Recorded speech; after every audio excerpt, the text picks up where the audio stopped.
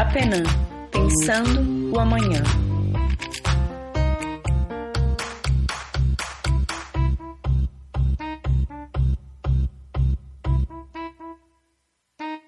Olá, tudo bom? Aqui é Ana Rosa, trazendo mais um episódio do podcast Apenan, que estamos aqui para pensar no amanhã diverso, socialmente justo e ambientalmente regenerativo que a gente precisa criar.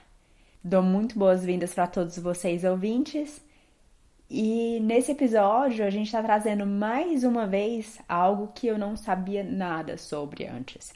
Eu aprendi bastante, eu espero que vocês também curtam de conhecer um pouquinho mais sobre as mídias descentralizadas, sobre as opções que a gente tem e os perigos do fim da internet e do renascimento da internet também. A gente vai falar sobre o futuro da internet, das mídias sociais e das nossas conexões por essa rede. O que são todas as novas formas de se comunicar com o mundo. E nesse mundo a gente já tá. Então a gente já chegou nesse novo momento, a gente não vai voltar atrás. Mas como que a gente vai querer que isso continue? A gente vai conversar aqui um pouquinho sobre. Eu trouxe para isso o André Stoltz e ele desenvolve o aplicativo Manyverse, um aplicativo do protocolo Scuttlebutt.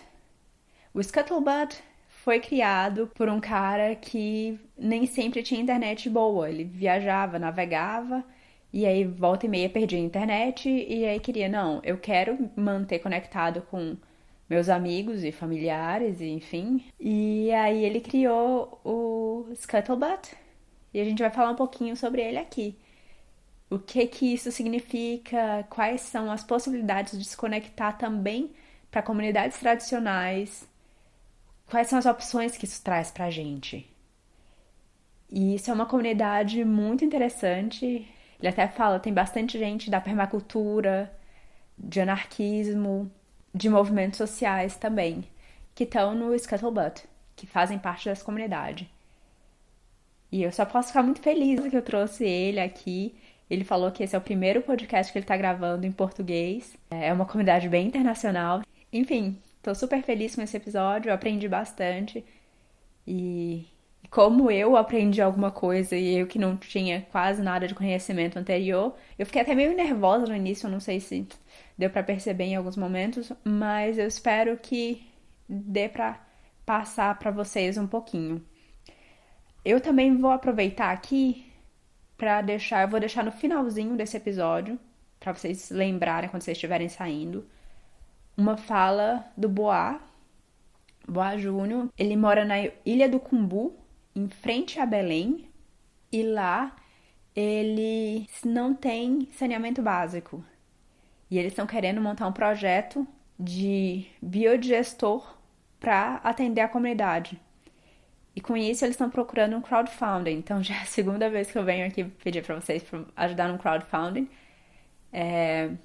Mas a gente vai trabalhar mais e mais com comunidades tradicionais, eu espero. E o Boa é um amigo meu, eu já visitei eles por lá. Inclusive vou deixar também um vídeo que ele faz esse pedido. E aí vocês ficam também até o finalzinho. Ah, e eu também gosto de lembrar que vocês podem encontrar a gente pelo Patreon, pelo Padrim e pelo PicPay. Vocês podem contribuir com a gente. E o que tem de novidade? Essa semana eu vou fazer uma live, quarta às 2 da tarde, no Twitter, porque no Twitter é a nossa mídia social que a gente mais usa, então vai ser por lá que eu vou fazer o sorteio de uma camisa do Meikangate para todos os apoiadores. Então, se você colabora, eu acho que pode colaborar a partir de R$3 por mês, uma coisa assim. Mas a ideia é que você colabore e bote esse podcast para continuar. Eu tô passando por um momento de mudanças e sim, nós temos o risco de, dependendo de como isso acontecer, e se eu não tiver o mínimo de apoiadores, eu não sei se esse podcast tem condições de continuar. Porque eu preciso pelo menos cobrir os gastos que eu tenho com esse podcast, né? Então, por isso eu peço a todos vocês que colaborem, que apoiem divulgando também o podcast, pra gente conseguir manter isso aqui E vai ter uma camisa, e uma camisa muito bonita. O design da abelha foi feita pela mulher do Bepunu. Ficou muito bonito, eu fiquei bem feliz com essa camisa. Eu espero que vocês gostem e é isso. Dão lá o apoio, é só procurar a gente, PicPay, Padrim ou Patreon. Eu vou deixar aqui todos os links. Aqui nos links também estão os links relacionados a essa conversa que o André me passou. Então é isso. Fiquem aí com a conversa. Eu espero que vocês achem a conversa interessante para pensar realmente no futuro da internet e o que está acontecendo com a internet nesse momento. E um abraço a todos vocês. Oi, André. Tudo bom? Oi, Ana, muito obrigada por convidar. Muito obrigada por ter aceitado esse convite e a gente se encontrou realmente por Twitter, né? Sim, um encontro espontâneo, né? Bem espontâneo e pouco depois de eu ter ouvido falar pela primeira vez nessa rede social descentralizada e que eu vou ouvir falar um pouco mais sobre daqui a pouco. Mas você pode começar se apresentando um pouquinho pra gente? Sim, bom, meu nome é André, na internet eu me chamo de André Stouts, é um nome que eu uso assim porque meu nome verdadeiro é bem longo, né, e bem não comum, assim, quer dizer, bem comum, então, né, mas eu sou um programador e eu faço apps de celular, né, e recentemente, assim, uns 2 anos atrás, eu decidi fazer um app de celular que é basicamente uma rede social. Só que é uma rede social que a gente chama descentralizada, né? Que é bem diferente das redes sociais comuns do tipo assim, Facebook e Twitter e tal, né? Porque essa basicamente não tem uma empresa por trás, não tem alguém controlando, não tem alguém né, que é dono da coisa, mas ao invés disso a gente tem um sistema que é completamente espalhado, então todo mundo é dono, digamos, né? E eu tenho trabalhado com isso faz um tempo, né, uns 2 anos, e não é só eu não, né?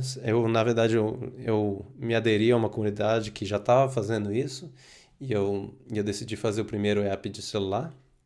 E que mais? E essa comunidade é bem interessante, assim, extremamente diversa e mente aberta, e tem muita gente envolvida com... Em inglês eles falam permaculture, eu acho que é permacultura, não sei como é Permacultura. que fala. Né? E que mais? Muita gente relacionada com, digamos, anarquia ou, digamos, os movimentos sociais de descolonização, esse tipo de coisa. Então, tem sido uma, uma experiência bem interessante, né? Um trabalho não convencional. Muito legal. E é interessante também porque aqui no podcast a gente já teve episódio sobre com viés de permacultura, já teve episódio sobre descolonização. Então Legal. a gente tem realmente interesse nessa linha. Então fico muito feliz de trazer por aqui. Agora, para começo de conversa, eu queria saber o que que te motivou. Eu, qual a situação atual da internet? Por que que vocês viram a necessidade de fazer algo tão diferente? Então, essa comunidade que eu me aderi, né, ela é um povo da Nova Zelândia que basicamente começou esse sistema, né, chamado Scuttlebutt. Basicamente a coisa que faz funcionar esses apps, né? E a motivação deles, assim, né, é bem diversa e tal, mas eles estão bastante interessados em criar o próprio sistema deles, que é aberto, que é, né, comunitário e tal. Mas a minha motivação pessoal é o seguinte, eu já fazia parte da internet por muito tempo e eu já vi várias vezes os casos de, né, ter uma comunidade interessante, centrada em algum tópico, né, e sempre tem aqueles moderadores ou administradores que são basicamente o dono daquele espaço comunitário, né? E muitas vezes eu tive essa experiência de, digamos, o administrador ou moderador desligar a coisa toda ou deletar tudo de uma forma completamente não justa, né? E isso me preocupou, né? Assim, obviamente você fica pensando como é que a gente faz agora? A gente abre alguma outra comunidade, a gente faz alguma outra coisa. Então, o problema é que tem alguém sempre controlando a comunidade, basicamente, entendeu? E eu sempre tive isso em mente, né? E vendo o crescimento de plataformas como o Facebook ou Google, eu sempre tive esse entendimento bem claro que tem alguém que está em controle dessa comunidade gigante, né, de milhões ou atualmente são bilhões de pessoas nessas comunidades de Facebook, né, que eles têm um controle que é basicamente da mesma escala de uma monarquia ou de algum governo autoritário, completamente autoritário, né? E isso é uma preocupação gigante, né? E acho que tem muitas pessoas que não sabem exatamente dos riscos que tem. Então, eu decidi fazer alguma coisa sobre isso e acontece que, né, por causa dessa rede social descentralizada ser completamente, né, espalhada em termos de quem de controle, né, e de poder, digamos, não tem ninguém que possa, né, de repente deletar tudo ou, né, ser o dono da coisa. Isso que me motivou mesmo, porque a internet tá mudando bastante desde os tempos que eu entrei nela, né, até hoje. Me chamou bastante atenção a palestra que você me passou, que inclusive se chama O Fim da Internet, mostrando que tem duas empresas que estão meio que dominando o conteúdo online, que inclusive é difícil você não usar nada que esteja de alguma forma relacionado a elas. Pois é. Você pode falar um pouquinho sobre isso? Então, a internet, como a gente conhece, né? O que a internet é fundamentalmente? Tipo, é um lugar, basicamente, é uma forma de comunicar, né, entre várias pessoas, ou essencialmente vários computadores e tal. E o que é que está acontecendo, ou né, na última década, digamos, ou nos últimos 5 anos, é que a internet deixou de ser um lugar onde várias pessoas têm o seu próprio site ou várias pessoas têm os seus próprios serviços e cada vez mais elas fazem as páginas delas, né, no Facebook ou no Google e tal. E acaba sendo não tendo as mesmas propriedades que a gente teve no início da internet e acaba sendo uma internet bem diferente, basicamente. É um lugar novo, digamos, né? Então, é por isso que eu falo do fim da internet, porque as coisas que faziam a internet ser o que era não são mais verdades. Então a gente tem que pensar que qua- é, cada vez mais tendo gente nessas plataformas, significa que vão ter pessoas que estão menos nas outras plataformas alternativas, digamos. E isso se dá pelo fato das pessoas, né, colocarem a atenção delas, né? A atenção é um recurso finito, né? Você tem, digamos, 16 horas por dia de atenção e se a maioria da sua atenção no celular ou no computador for só para essas duas plataformas, obviamente não vai estar nas outras plataformas. Então é por isso que eu falo da internet está basicamente morrendo ou evoluindo para uma coisa bem diferente e tal. Eu achei bem interessante quando eu comecei a usar o Scuttlebutt, que eu não precisei fazer o login, Sim, que a gente conhece muito bem. Então, todas as informações que a gente geralmente faz no login, geralmente está em algum lugar, certo? é,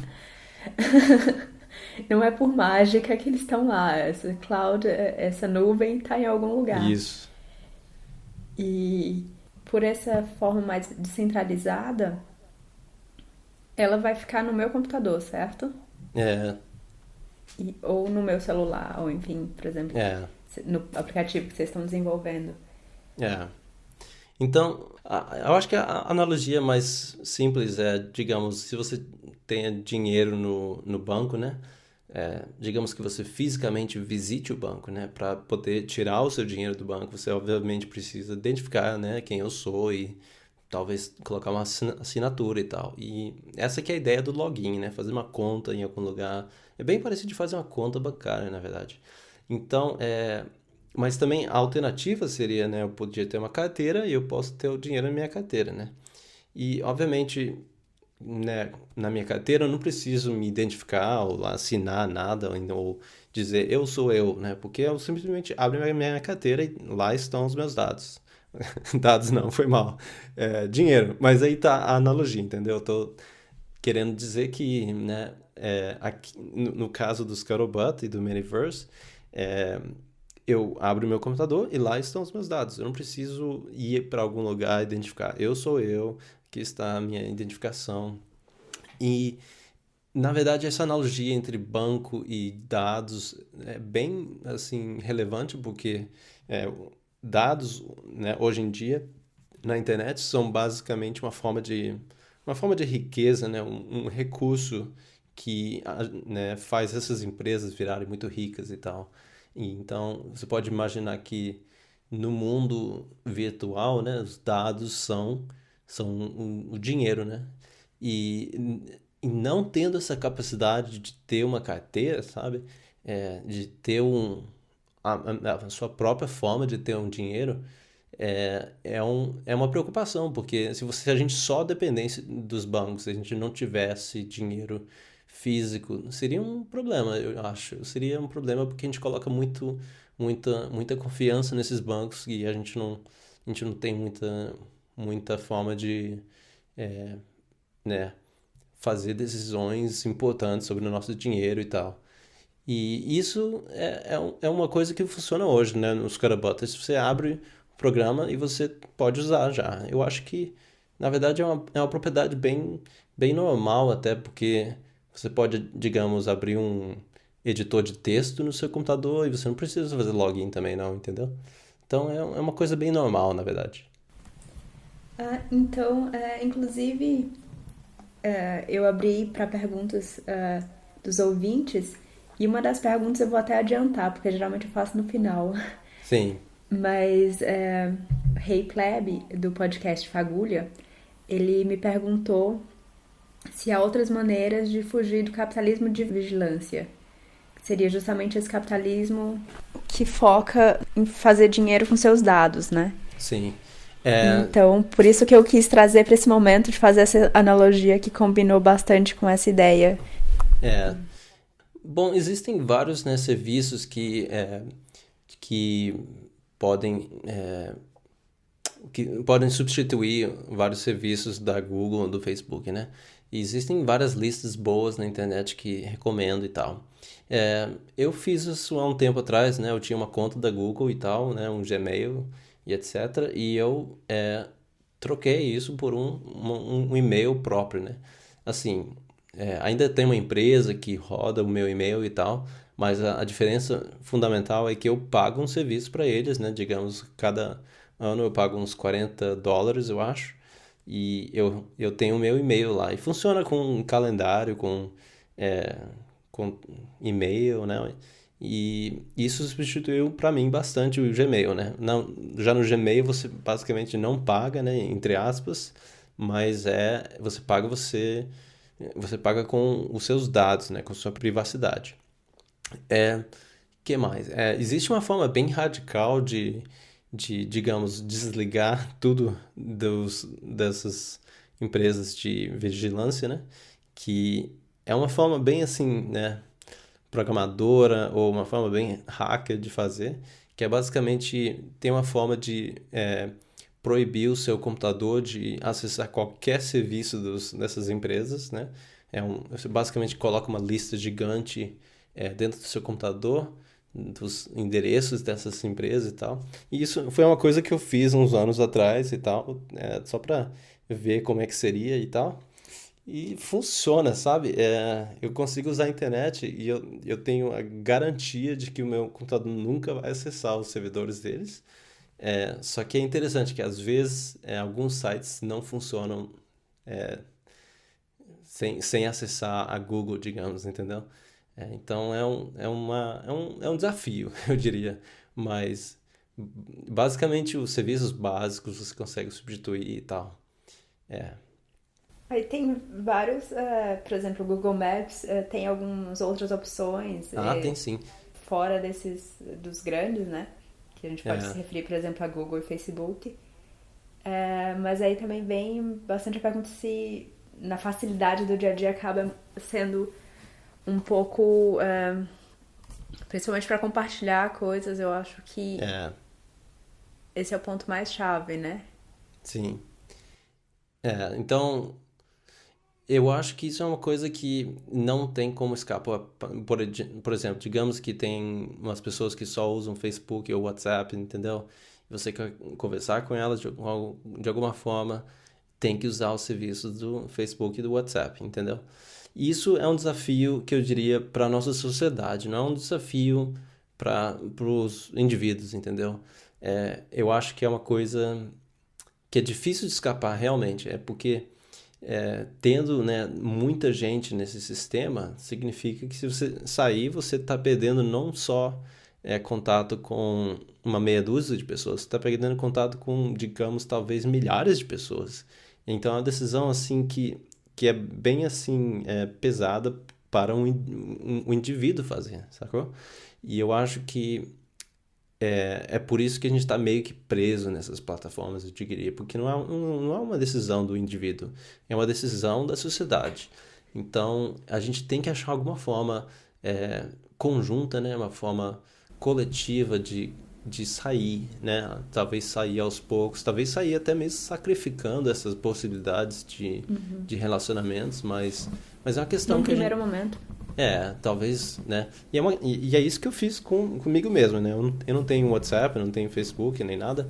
E eu percebo muitas vezes que eu não consigo entrar em contato com algumas certas pessoas, ou até mesmo eu vou em alguns eventos e acaba que o horário do evento foi mudado e eu não fui informado e tal.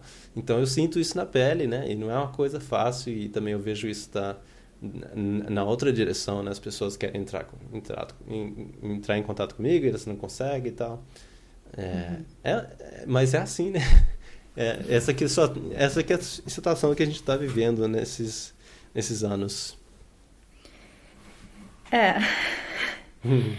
Agora, quando um amigo meu tentou me explicar o que é o DAT, ou o que é o SSB, enfim, ele me falou bastante sobre um protocolo, que seria um protocolo. Sim. E eu, sem ter uma mínima noção da linguagem de comunicação, te pergunto, o que é um protocolo? Um protocolo, na verdade, é uma coisa bem simples que a gente já usa no dia a dia. O e-mail, digamos, é um protocolo. O www também é um protocolo. Enfim, protocolo é basicamente umas certas regras que os computadores usam para conversar entre si, e são regras que eles decidem, né, obedecer para ter algum tipo de consenso, sabe? Então, por exemplo, quando a gente usa e-mail, a gente não está necessariamente usando uma coisa só, entendeu? Digamos que você usa Gmail ou Yahoo, ou digamos Fastmail ou Protonmail.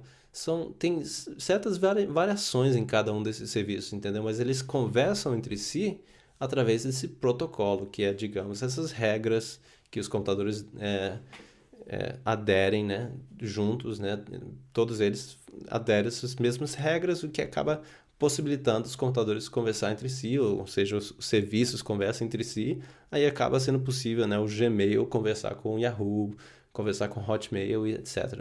Se não fosse pelos protocolos, eu acho que o Gmail só mandaria e-mail para outros Gmails, e o Hotmail só conversaria com o Hotmail, entendeu?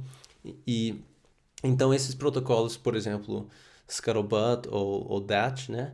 Eles são basicamente regras, né? Como que os computadores têm que conversar entre si. Responde? Respondeu? Sim, com certeza, sem dúvida, me ajudou bastante aqui. Beleza. E aí, por isso que tem o Scuttlebutt, é o meio que esse protocolo, e aí, por exemplo, o seu aplicativo seria meio que uma forma de leitura desse protocolo. É Sim, isso? exatamente. Por exemplo, esse app que eu estou fazendo, né, Miniverse, ele, digamos que ele esteja em dois celulares diferentes, né? Aí um celular precisa conversar com outro celular através do, digamos, Bluetooth, né?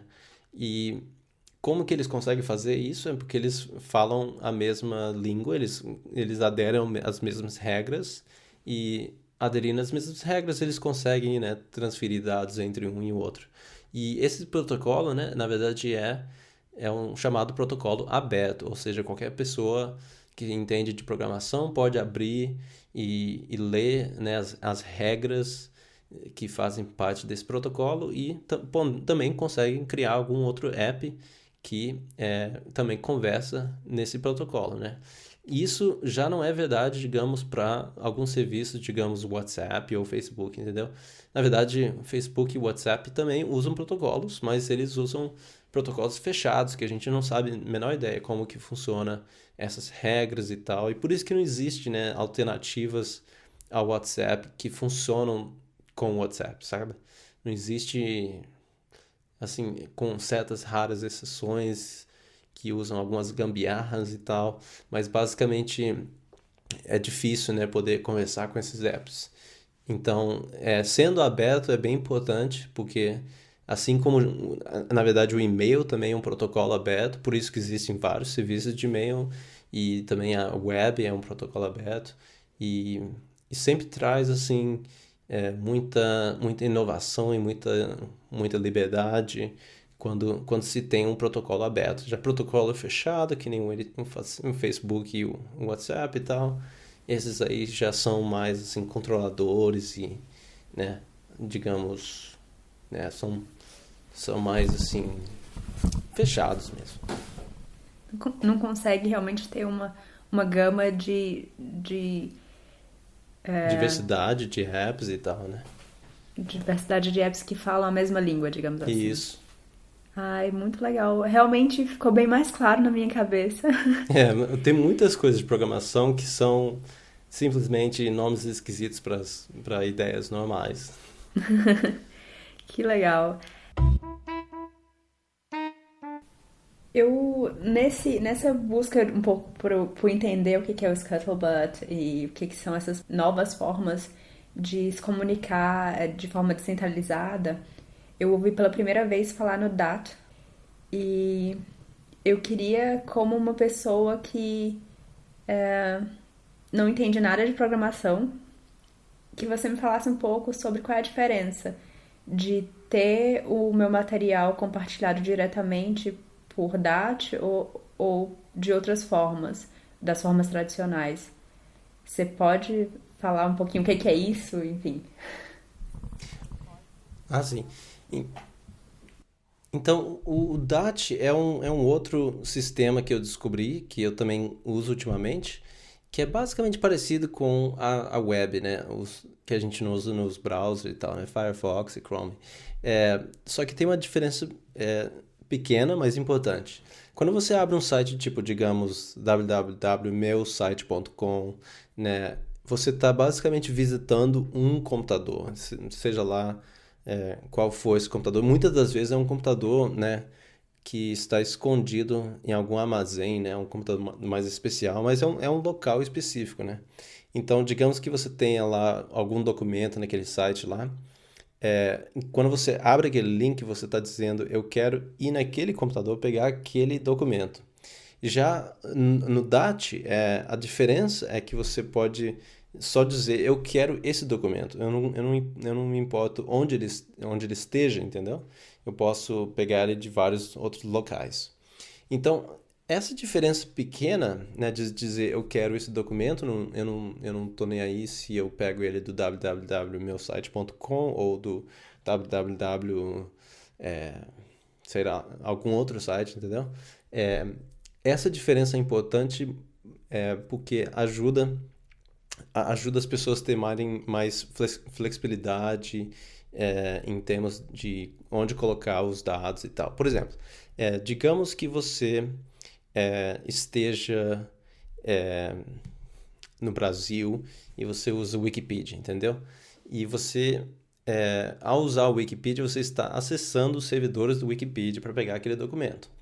Mas usando o DAT, você poderia pegar aquele documento de alguma outra pessoa sem necessariamente ir para os servidores do Wikipedia. E isso ajuda para as pessoas que não têm internet.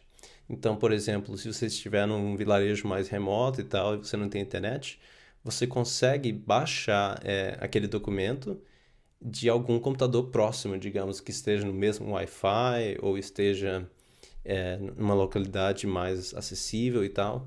E isso ajuda os dados a espalhar de uma forma mais independente do acesso à internet, o que é bastante útil para, né, para as pessoas terem mais assim, independência da internet, digamos, ou independência dos provedores, esse tipo de coisa.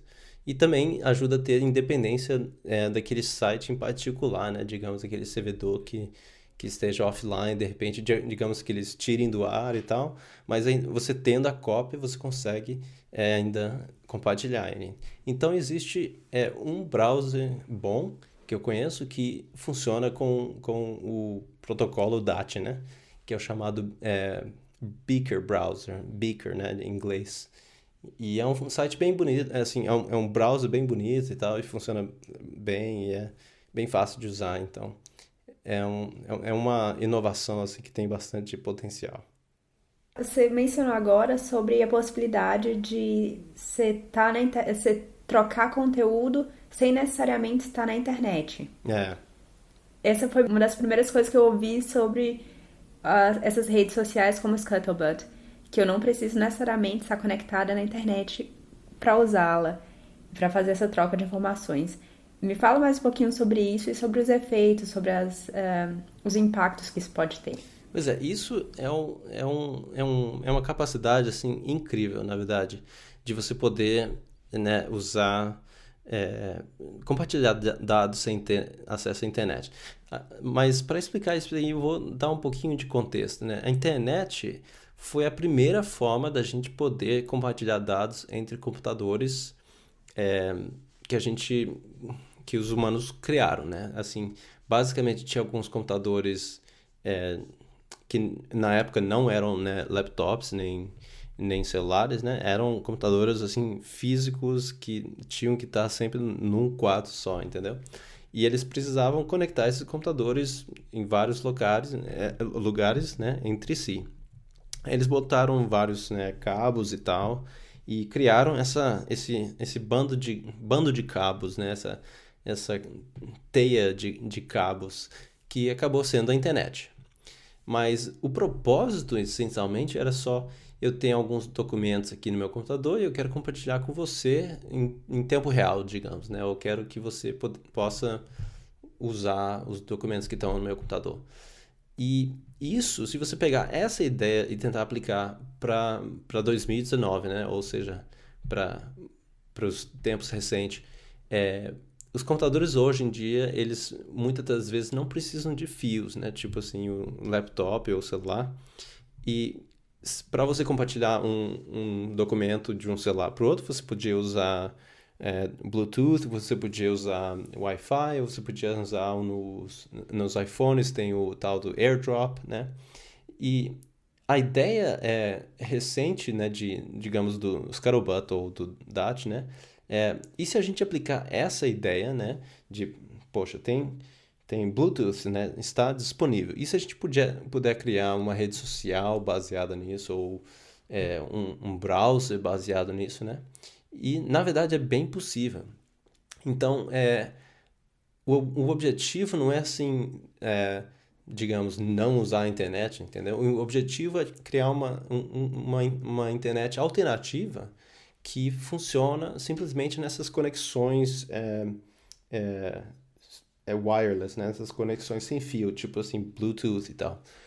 E qual que é o propósito disso? O propósito é poder ser independente de provedores de internet, que são uma indústria gigante, né? Muitas vezes com vários, né, contratos com o governo, um sistema assim bem assim rígido e bem assim, né? Bem assim opaco, né? Que é difícil da pessoa comum entender como é que funciona o provedor de internet, como é que eu posso fazer o meu próprio provedor de internet, né? Parece que que é um intermediário meio assim necessário e tal. Digamos que tem uma pessoa numa cidade X que quer conversar com uma pessoa numa outra cidade, e eles têm que ter um provedor de internet, entendeu? Às vezes podia ter uma forma mais simples, né? Uma forma até também mais barata, né? Que você não precisa pagar um provedor de internet, que você pode usar simplesmente essa transmissão sem fio que a gente já tem nos celulares e computadores hoje. Então, essa que é a ideia. Então, o Scuttlebutt em específico, né, esse app que eu estou fazendo, chamado Manyverse, ele consegue fazer isso. Então, você pode chegar para um amigo que tem um Manyverse, você consegue mandar os seus dados através de Bluetooth, mesmo sem ter internet. E isso funciona, isso está funcionando já, e é bem legal ver as pessoas bem assim, contentes em usar essa capacidade e tal. E a ideia é poder, né, ajudar as pessoas que não têm acesso à internet, que são muitas pessoas, na verdade, bilhões de pessoas ainda, poderem comunicar entre si sem necessariamente ir lá pagar um provedor de internet, ter uma conexão até ruim, né, digamos, lenta às vezes, né, e possibilitar eles conversar entre si. E isso também ajuda para você não precisar se conectar ao mundo, né? Existem várias comunidades pequenas na América Central que eu tive informação que elas querem ter algum tipo de conectividade entre si, mas eles não querem ter acesso à internet global, sabe? Porque eles querem proteger a cultura ainda deles, entendeu? Então, eu acho que é muito importante a gente poder ter essa capacidade de muito facilmente transmitir informação entre nós, sem necessariamente abrir as portas para colonização, entendeu? Esse tipo de coisa. Que interessante. Eu fiquei também um pouco curiosa sobre, por exemplo, se eu usar já uma pergunta um pouco mais específica sobre o Scuttlebutt em si Sim, e o Manyverse, por exemplo. isso. Se eu tiver um aplicativo no meu celular e outro no meu computador, eu consigo conectar, eu consigo dizer que eu sou a mesma pessoa nos dois? Ou... Basicamente, isso é uma pergunta bem assim específica do Scuttlebutt, assim, basicamente sim, é possível. É possível, digamos, você ter a mesma conta, né? Ou a gente não fala de contas, a gente fala de assinaturas, essencialmente.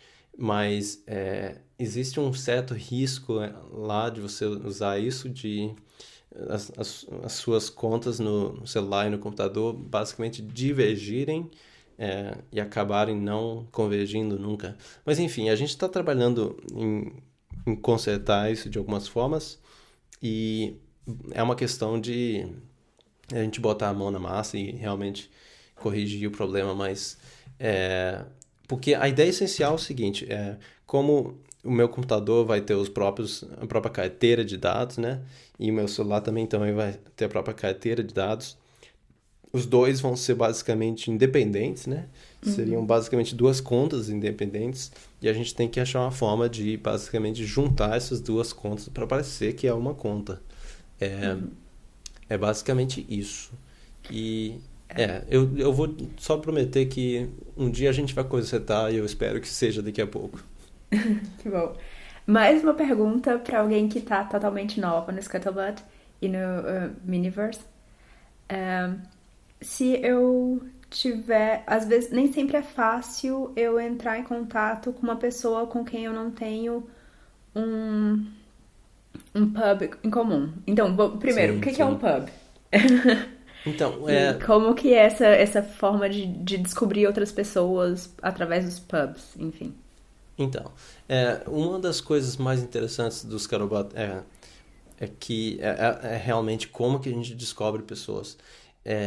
Basicamente, o protocolo não dá nenhuma resposta para essa pergunta. É basicamente porque você tem que imaginar que pode ter alguma comunidade completamente remota que está usando o Scuttlebutt. Aí, como eles estão remotos e sem internet, você tem que se perguntar como que eu vou descobrir eles, né? Eu não tenho como, assim, meu computador não sabe chegar neles porque eles não têm internet, entendeu? Então parece que é uma tarefa impossível de se corrigir. Mas a ideia é, digamos que dois celulares estejam na internet usando o Scuttlebutt. Aí a pergunta é, bom, como que a gente faz para encontrar outras pessoas?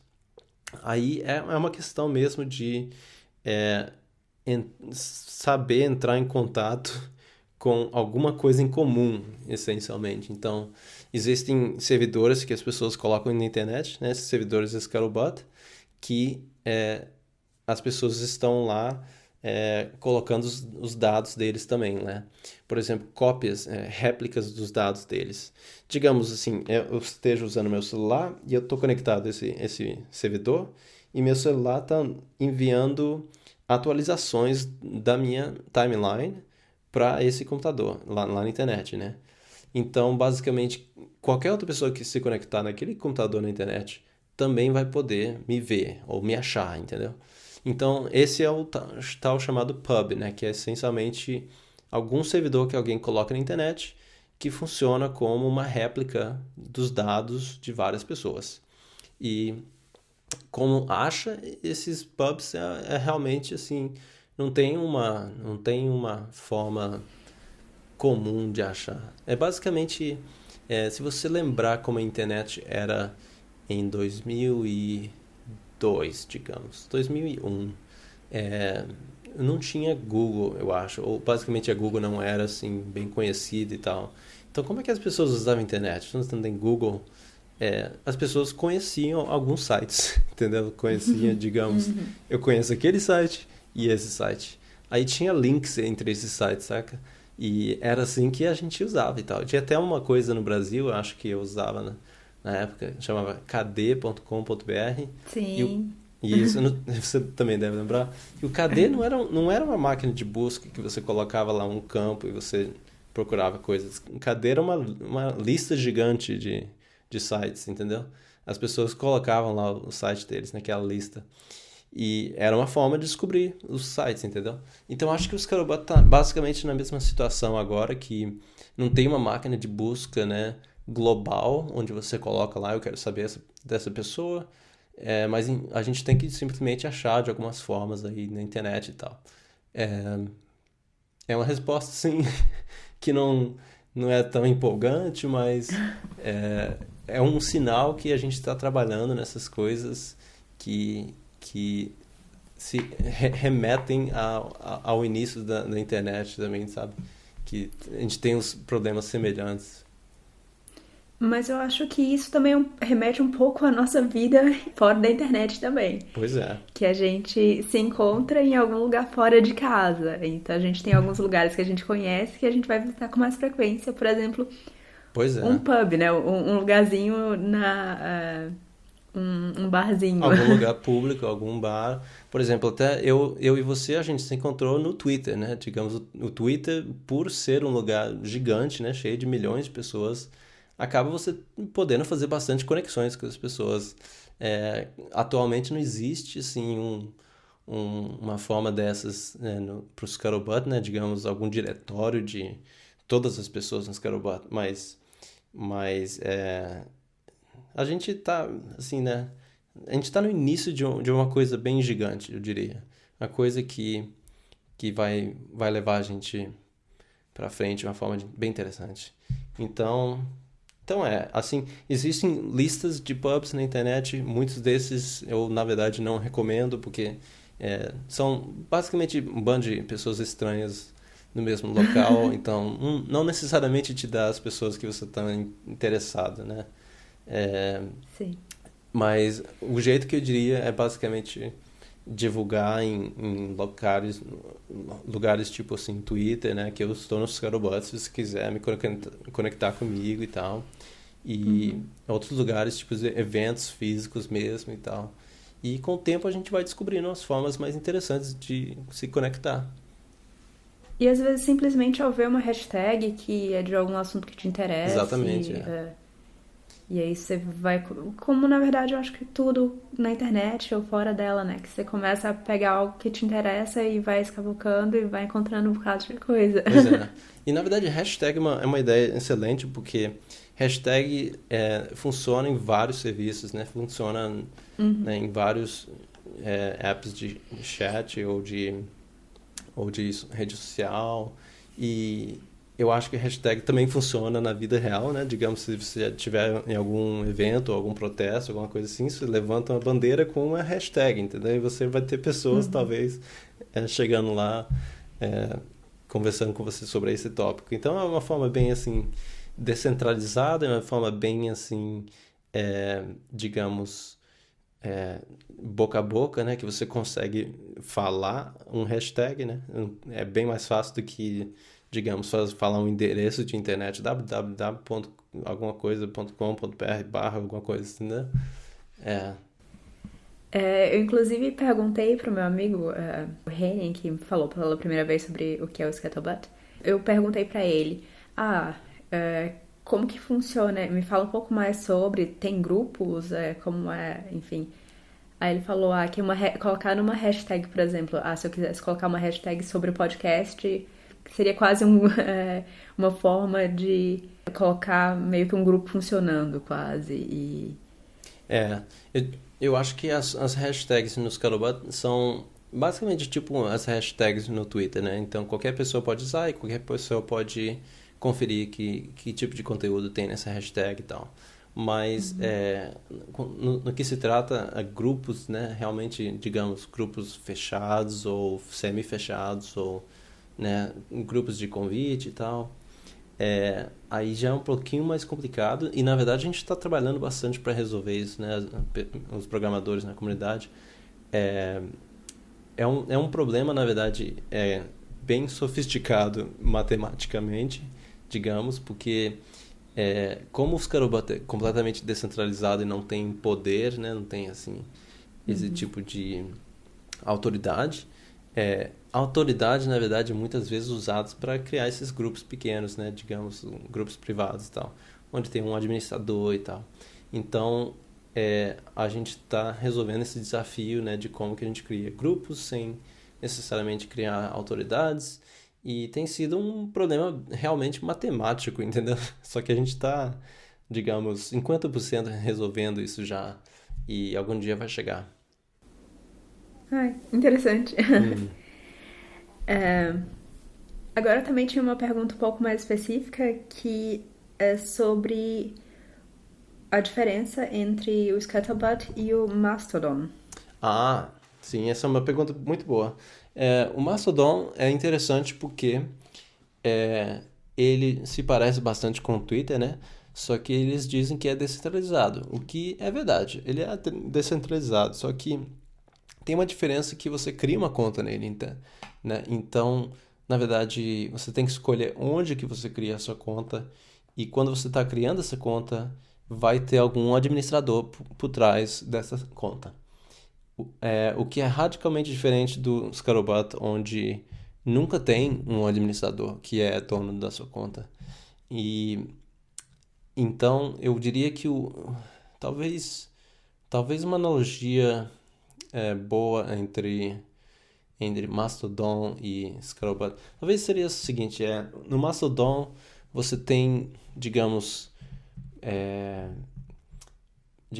territórios diferentes, entendeu?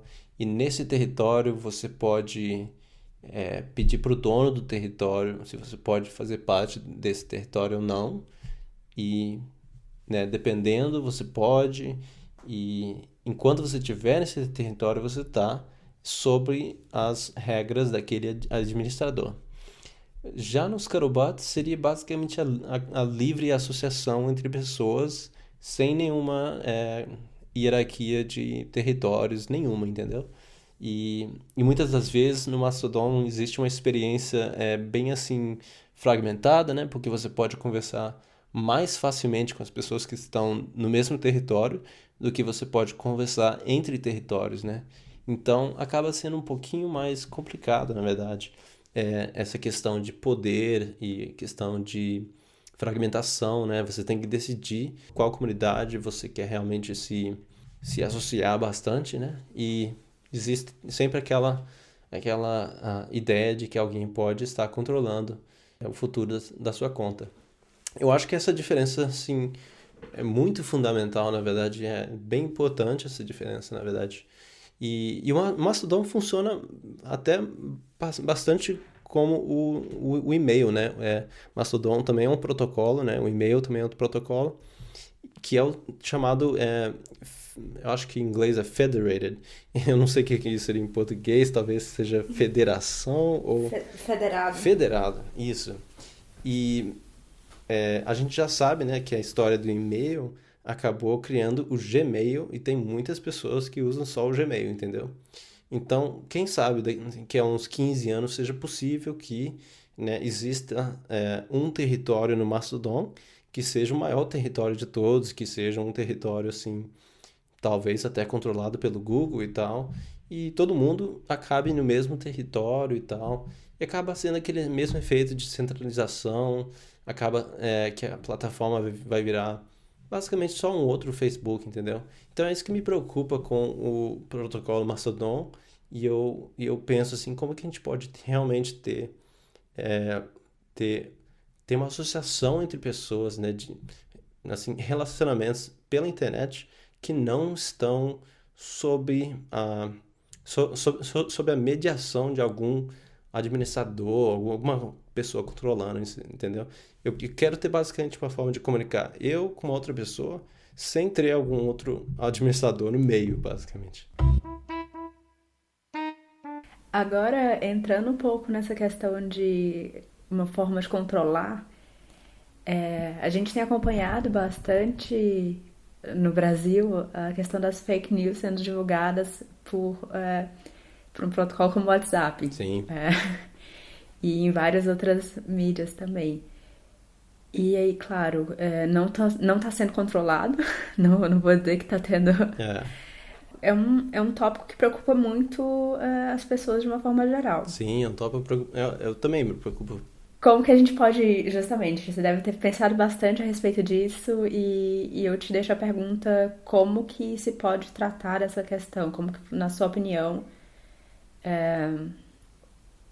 uma forma de protocolo pode, de uma forma que não seja controladora, mas ao mesmo tempo tenha o seu cuidado para não ficar à mercê dos bots ou dos robozinhos que soltam Sim, mensagens de início falsas. pois eu acho que uma das qualidades das redes sociais centralizadas, digamos, Twitter, Facebook, e eu vou falar do WhatsApp daqui a pouco, mas Twitter e Facebook, eles têm sempre essa capacidade de promover algum conteúdo, entendeu? Digamos, é o retweet, ou digamos, são os likes que você dá, ou até mesmo você paga para, né, propaganda na plataforma e tal, para dar uma promovida bastante para o seu conteúdo.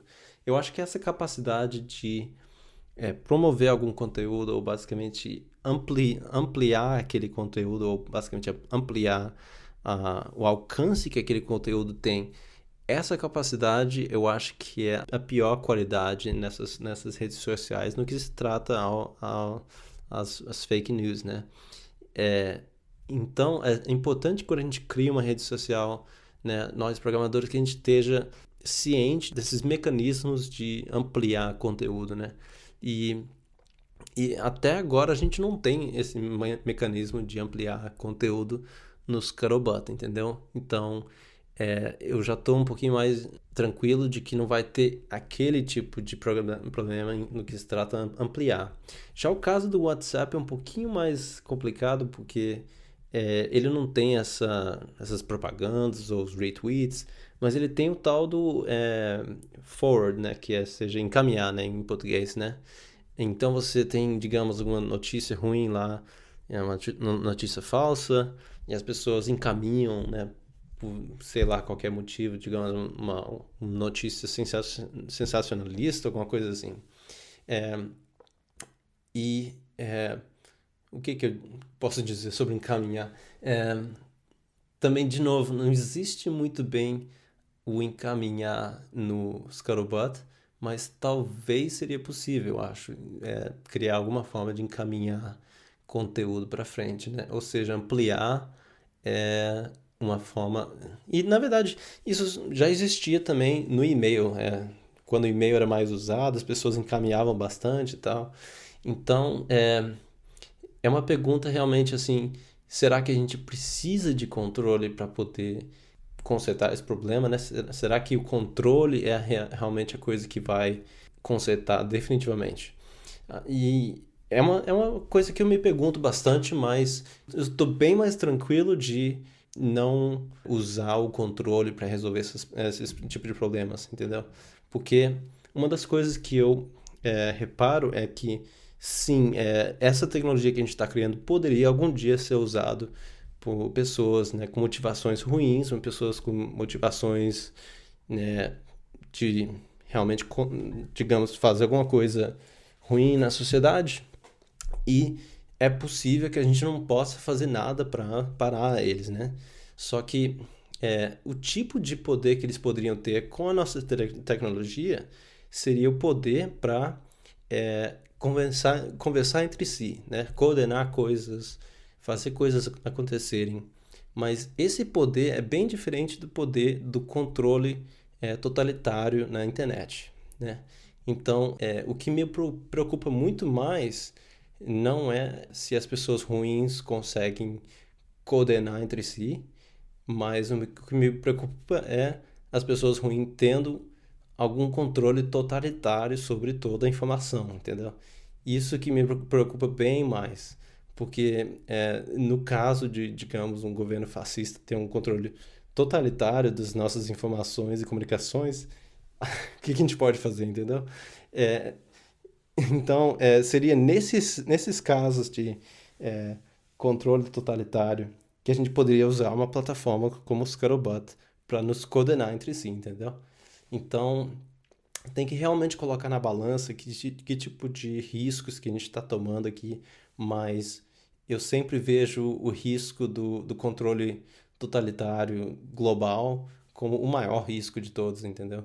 E é por isso que eu estou trabalhando nesse protocolo. Muito legal. E aí eu queria justamente voltar um pouco sobre quais são os perigos que você pontuaria sobre a internet atual, tendo em vista com essa questão de controlar. Como que você acha que essa informação controlada, por exemplo, eu quero que esse artigo tenha mais visualização, ou simplesmente eu não quero que esse grupo exista, assim, eu não quero que esse grupo na minha plataforma exista, e coisas do tipo. Eu lembro que numa das suas palestras você citou sobre a sua irmã ter tido um grupo de Facebook ou algo assim que deixou de existir, Uma uma página, página. ela tinha uma página e de repente ela foi tirada. Pois é, muitas das vezes se trata do Facebook, né? No centro das atenções, né? Mas realmente, né? O Facebook é o Golias nessa história toda. E o risco da internet é o seguinte, já está acontecendo, é que a internet, ou digamos, né, o Facebook como uma plataforma de bilhões de pessoas, esteja em controle por motivos políticos. Isso já está acontecendo com uma certa aliança entre o Trump e o Zuckerberg, que uma das coisas que preocupa o Zuckerberg são alguns políticos dos democratas que querem quebrar o Facebook em pedaços, né, em empresas menores. Um deles é a política Elizabeth Warren, que bem abertamente conversa sobre essas coisas, e o Zuckerberg admitiu que esse é um risco, né, existencial para a empresa, em caso ela realmente seja eleita e ela, né, realmente quebre a empresa em pedaços. Então, eu acho que o que está acontecendo em 2019 é que existe uma aliança, né, entre o Trump e o Zuckerberg para, né, digamos, ajudar o Trump a ganhar a próxima eleição e tal. E é isso. E eu acho que os riscos estão. Os problemas estão só começando, na verdade, porque tem tipos de fake news que vão vir que são bem mais destrutivos do que dos tipos de fake news que a gente viu até agora. O tipo de fake news que a gente viu até agora foi basicamente algum artigo, né? Alguém escreveu algum texto, entendeu? Colocou uma imagem e pronto. Esse aqui é o artigo. Agora, um artigo, né, textual, né? Um artigo de texto é é, bem menos confiável do que, digamos, um vídeo, né? Um vídeo do político falando comunica bem mais do que algum texto que alguém mandou. E o que vai acontecer, né, daqui a pouco com inteligência artificial e machine learning é a capacidade de criar vídeos falsos que tem um político lá falando alguma coisa que ele não realmente falou, ele ou ela não realmente falou, e vai parecer realmente real. E isso já tá a caminho, entendeu? Já tem tecnologia que fazem esse tipo de coisa numa escala mais, assim, fraca, mas quem sabe daqui a uns 5 anos seja 10 vezes, 15 vezes melhor. E a gente não vai ter essa capacidade de saber será que esse vídeo é real ou não, entendeu? E isso vai confundir muito a política. O que realmente enfatiza a importância de ter alguma forma de comunicação entre as pessoas que não esteja, né, não esteja nesse contexto de, né, ampliar conteúdo e de, né, influência política e tal. É nesse contexto que eu realmente tenho uma motivação bem forte de trabalhar nessas coisas. Não, muito interessante. Pensar realmente na possibilidade de vir um vídeo de alguém realmente falando absurdos, a gente podia pensar alguns anos atrás que, nossa, isso nunca vai acontecer. Pois é, eu também tinha capacidade de imaginar que isso ia acontecer. Mas eu acho que depois também do tanto de fake news que tem vindo, né? E mesmo no nível certo, de certa forma mais baixo, assim, de algumas coisas que parece que a gente via claramente que era mentira, que dava pra dar risada. É, E disso ter sido levado a sério e ter desenvolvido algumas situações no nosso atual governo brasileiro, por exemplo, que, que a gente vê, nossa, a gente realmente tem que levar a sério os riscos que a gente tem e tem que levar a sério os problemas que podem se desenvolver e realmente ver as oportunidades, as opções que a gente tem para sair dessas mídias e é. Eu acho que essa questão política tem muito a ver com a internet. Eu acho que definitivamente tem uma correlação entre o aumento do uso das redes sociais e a política virando mais polarizada, virando às vezes, né, de extrema direita. E isso também é um sintoma de que a internet não está saudável, entendeu? Por isso que eu falo que a internet está morrendo, né? Digamos, as qualidades boas da internet, né? A descentralização, a capacidade de liberdade em geral na internet. Essas qualidades boas da internet estão ficando mais... estão se deteriorando e, ao mesmo tempo, o uso da internet está crescendo, né, por causa das redes sociais. E é por isso que eu falo que, né, a internet, que deveria ser, está acabando. E é por isso que a gente tem que realmente, com urgência, começar a criar uma nova internet alternativa. maravilha. Eu fico muito, muito feliz de ter te trazido aqui para esse episódio. E realmente eu aprendi bastante. Eu acho, inclusive, que no início da conversa eu tava meio que tem tanta coisa que eu quero aprender sobre isso, que tem tanta coisa que eu não conheço, que eu tava meio perdida um pouco. E Sim. E muito obrigado mesmo por você convidar. Eu não falo muito em podcast, então eu gosto de falar. Eu acho que é o primeiro em português que eu faço, eu não tenho certeza. que Tem que honra! ver, mas eu acho que deve ser o primeiro. E sim, eu espero que eu tenha ajudado a entender alguns conceitos, tá? Sim, e claro, vamos recomendar aos ouvintes. Aqui eu vou deixar alguns links em relação ao Miniverse e ao Scuttlebutt. E quem sabe alguns outros links, né, do Dad, Sim, sim, por talvez, favor. Você Beaker. pode me passar alguns É, links? Eu mesma tenho curiosidade, por exemplo, o Bigger eu não conhecia. isso. É, Me passa alguns links. A gente tá conversando aqui. beleza. E eu queria encerrar esse podcast com uma frase, com algum pensamento que você queira deixar para os ouvintes. Eu queria só dizer para os ouvintes que a gente mora num mundo diferente. Se você nasceu na década dos 80, quem sabe início dos 90 ou 70, o mundo que a gente foi criado como criança não existe mais, porque é tudo agora, né, baseado na internet, tudo assim mediado pela internet. Então, a importância da internet não é mais, né, algum tópico separado. É um tópico que tem a ver tudo sobre nossa sociedade, nossa vida, e é por isso que é importante levar a sério a internet e levar a sério também a saúde da internet, basicamente. Que legal! Muito obrigada! Obrigado também. Obrigado, Ana. Sou Boaventura, conhecido como Boá, morador nativo da Ilha do Combu, e hoje estou aqui para pedir a contribuição de vocês numa ação que eu estou desenvolvendo, que é com a Home Biogás e a Amazônia Tech, para a gente trazer o biodigestor e um biotoilet para cá, para minha comunidade. E nós não temos saneamento básico, e a minha família mora aqui há mais que 100 anos, e hoje eu tenho atualmente, né, como falei, já 26 anos, e nós estamos desenvolvendo essa ação e eu conto muito com a contribuição de todos vocês que puderem contribuir comigo nesta ação. E também deixo o convite em aberto para virem me visitar. Eu moro na Ilha do Combu, Rio da Paciência, minha comunidade é Periquitaquara. Desde já eu agradeço a todos.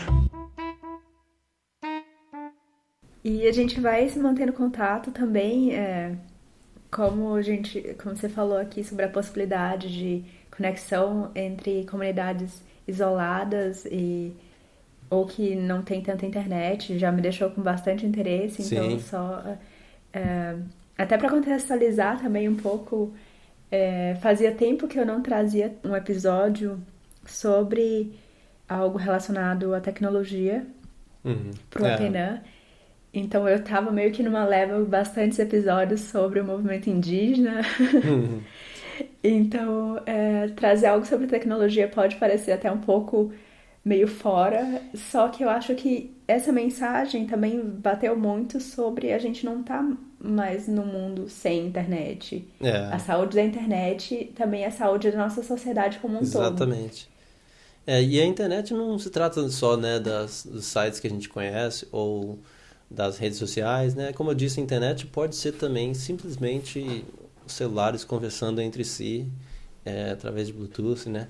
E é bem importante na nossa comunidade Scalobot, a gente é bem assim cabeça aberta no que se trata tratar de programação não como, né, esse tópico nerd e tal, né? Então tem muita gente que pensa em vários aspectos sociais enquanto eles estão programando, entendeu? Então é bem interessante, na verdade. E a gente se mantém em contato, digamos, tanto no Twitter quanto no Scalobot, né? Você que sabe. Sim. Um abraço. Até breve. Valeu. É isso aí. Obrigado. Muito obrigada pela atenção até agora. Que bom que vocês ficaram aqui até o final. Eu espero que vocês tenham gostado. E eu queria também agradecer muito ao Ícaro Uter, que cuida da nossa arte. E não deixem de acompanhar a gente lá pelo nosso site apenancom.com.br, e você pode acompanhar também via Twitter, Facebook, grupo de Telegram. Estamos também agora no Padrim, Patreon e PicPay. Você pode colaborar com a gente por lá. E você também pode colaborar falando para algum amigo conferir nosso trabalho. Vai ser de uma ajuda enorme para a gente aumentar ainda mais essa roda de conversa. E até a próxima. Um abraço.